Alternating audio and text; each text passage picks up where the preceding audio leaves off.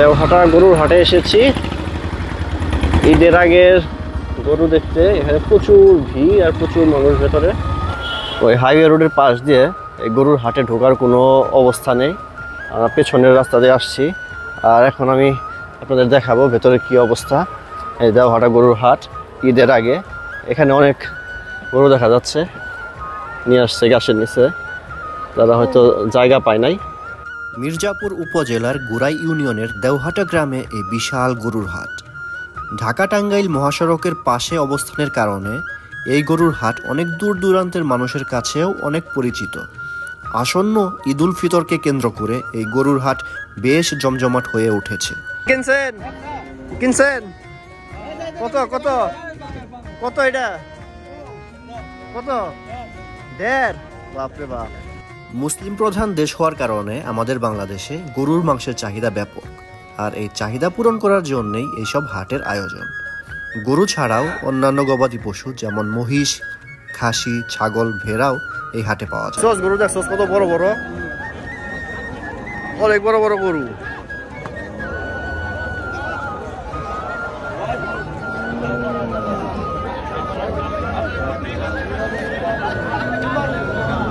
এই যে এক ভাই গরু কিনতেছে। কিনছেন না কিনবেন? ভাই কোনটা পরে না দাম বেশি চাই, কম বনি।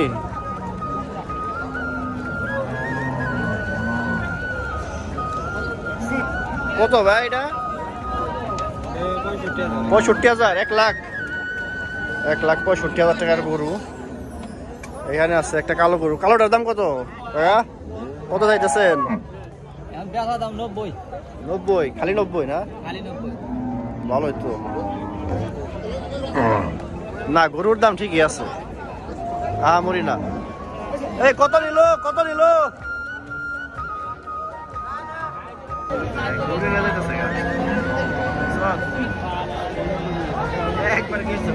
গেরস্তের পাশাপাশি বিভিন্ন পাইকারি বিক্রেতারাও এই হাটে গরু নিয়ে আসে।